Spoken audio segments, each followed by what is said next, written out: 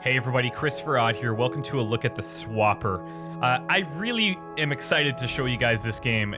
I just think it's one of these little hidden masterpieces. It's been out for a little while now. It's won a ton of awards, and I haven't played it until today. My intention was to do a quick look at it with you guys. I am going to do a very quick look because I'm just highly recommending this, and I don't want to ruin too much of it for you. It's very highly dependent on puzzles and stories and things like that, so this is going to be very quick. But in case you haven't heard of the Swapper, you haven't seen it, I just want to give it some attention because I really do think it deserves it. You can buy it on Steam, or you can buy it at their website. I'll put both of the links below. And if you buy it on their website, I think you get the soundtrack, and it's DRM free, and all the money goes to the developers, so I would highly suggest doing it that way, but totally up to you.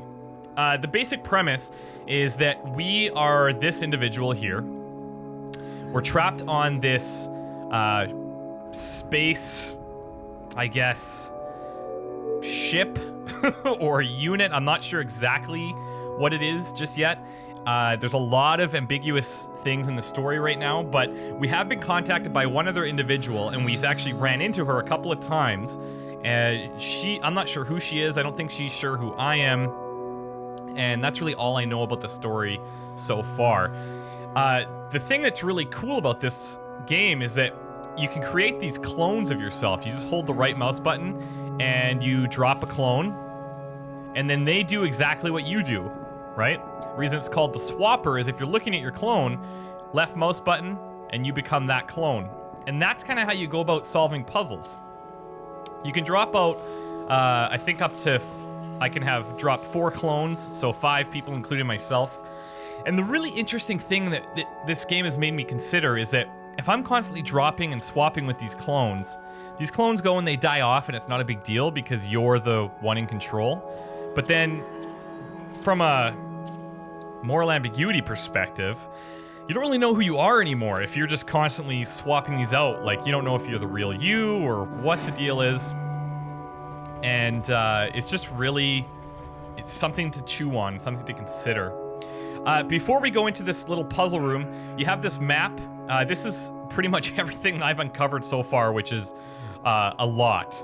As I said, I started playing this and I just couldn't put it down. It's insane. I'm just having such a good time with it. And the puzzles are just incredibly fun. It's really well done. But here we are. We're at this memory terminal, and then we're going in here to get an orb.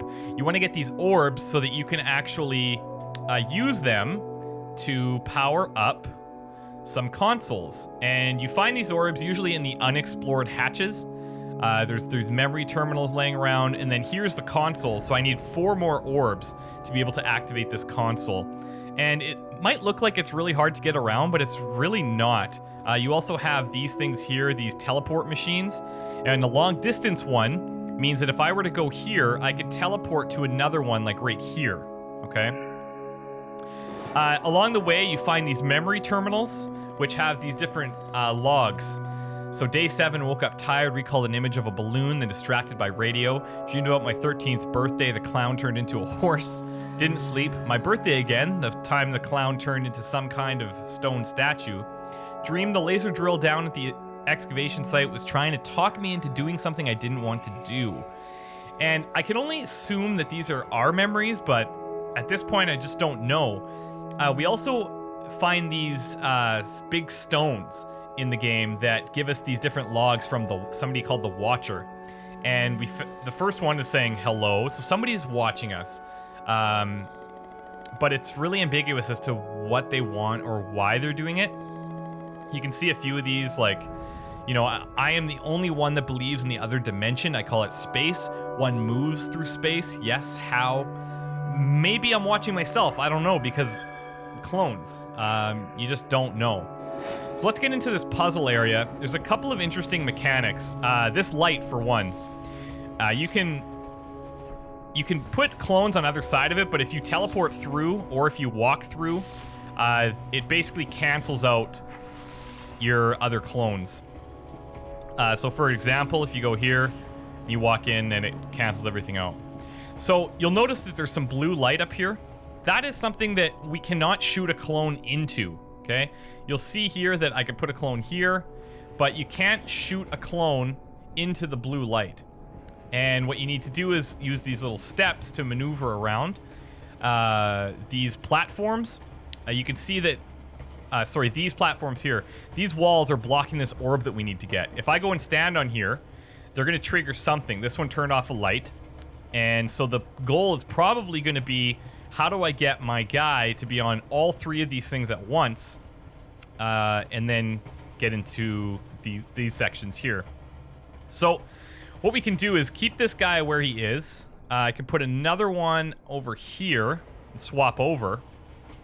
And then now that the blue light is gone, I can drop one up top, swap there. You can see that that has raised one of these things now, which is really cool. If I go forward here, and if I get off of this platform, this bottom guy is also going to move. Right here. He's going to move. And so the problem with that is that this blue light will come on, which means I won't be able to get a swapper into this spot here. But I'm thinking if I... Oh, that's not what I wanted to do. Okay, so you can see here, I've made contact with one of my clones, which just absorbs it. But we have this individual all the way over in the corner now, which is great. I can come and stand on this one. I can repeat the same process. And you can see now that this door is open. Oh, see? I didn't actually do that correctly. This is the first time I'm doing this puzzle, so you guys are getting the live interpretation of how these things work. I'm just going to absorb this one if I can. Let's actually start this over so we have a fresh, clean slate. The puzzles, I gotta say, are really well done. They're challenging, but they're never frustrating. And I love that so much. So what I'm going to do is walk this guy over again. We can drop another clone down here. Actually, I better take control of him. That got absorbed, which is great. We're going to try to absorb the other one by just landing on him. Perfect. So let's get this guy up here. And now I can shoot a guy in here, swap to him. Actually, I probably should have... There we go. I could have just swapped right on top of it. What's interesting is your clones, they cannot grab any items. They can grab boxes and drag them when you run into those, but I couldn't have just shot a clone in here and not controlled him to get the orb. You have to be in control of it to get the orb. And then once you get that, all of the lights in the room deactivate, so you can just leave. Which is really, really cool. So let's take a look at our map. We'll try to do one more. What do we have here? We have an unexplored hatch here. So we're gonna go to it, and we'll check that out.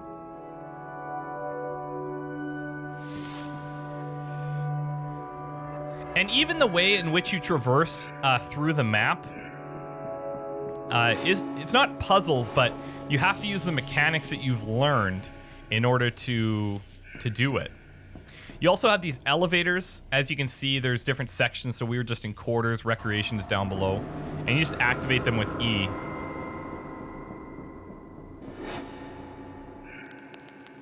Okay, so the hatch is on the other side. And just the music is incredible. It just matches the visuals perfectly, and I almost feel like it's, I don't know what the word is, but there's this kind of dissonance between the music and what's going on around you that causes it to just be really, really beautiful. Okay, so now this one's going to be a bit tricky. I can see right off the bat. Because you've got different colors of light. You can't shoot clones into the purple, and you can't shoot clones into the blue. Once you're in the purple, you can't shoot out of it either, so that's kind of tricky to deal with. Looks like we've got 3 different platforms, and I think what I'm gonna do is start by just placing one here and walking it over, because It has that little ledge there, which means it can't really walk past that. So we're gonna do the same thing. And then I bet you this one, yeah, perfect. So, now what's cool is I can shoot all the way through this, but I can't shoot in it, right? So it's, each color has a different thing that you'll learn as you go. And if I hit this, oh, perfect. Okay. Now, the trouble is I don't have any clones to get me up there. I can swap to these ones. But let's just see here.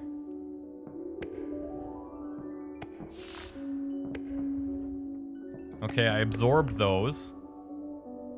Really, all we need is this guy up here. Because once we're done with this section, this guy is just keeping the blue off, which is exactly what we want. And there we go. We got the orb. So, as I mentioned earlier, you're collecting these orbs to power up these little terminals here. Or consoles, I should say. We need 2 more, and then that's going to unlock a different section for us to progress through.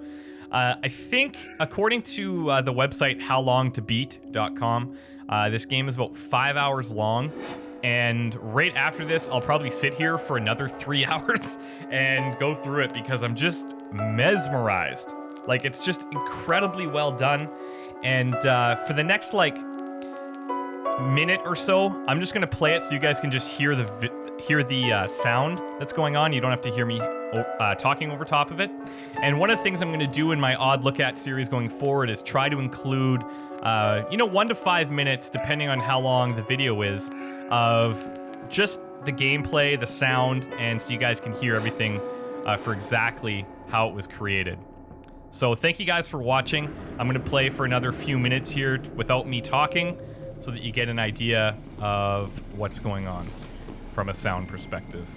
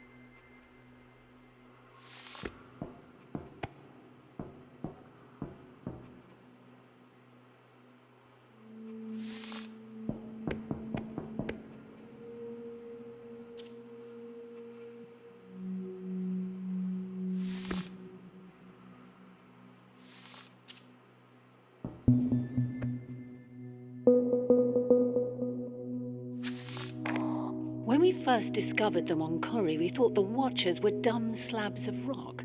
It took years of study to accept that they were alive. Not like we are, of course. They have no physical senses, no moving parts. Still, I find it hard not to wonder, can an electrical impulse in a rock really be considered a thought?